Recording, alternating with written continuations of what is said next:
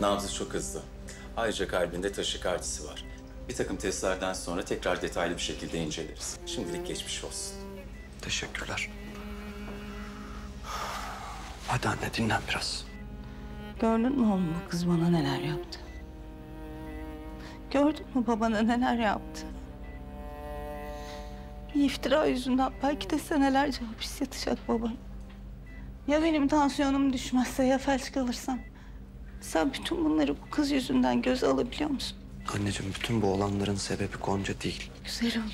Hakikati görmek için daha ne kadar kavga edeceksin kendinle, sana da yazık. Bak sen de çok yorgunsun. Ne olursun üstüme gelme artık. Olur mu? Dinlen. Ben de biraz hava alayım. Toprak. Ece kızım. Yalnız bırakma toprağı. O lanet olası kız arar falan yanında dur, tamam mı? Ben zaten şuradan bir taburcu olayım. Onun anasından emdiği sütü burnundan getireceğim. Tamam Canan teyzeciğim. Tamam ama siz sakin olun. Çok korkuyorum size bir şey olacak diye.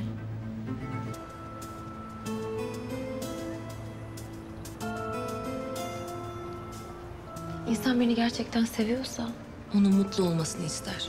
Kendini düşünmez. İnsan birini gerçekten severse karşılık beklemez.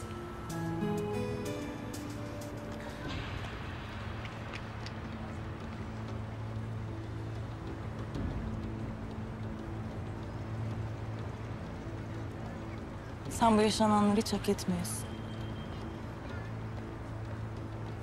Bu ailedeki kimse bu olanları hak etmiyor. Ne Canan teyze, ne Halil amca. Ama sen bırakma kendini Toprak.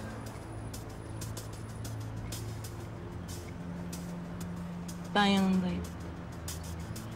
Buradayım.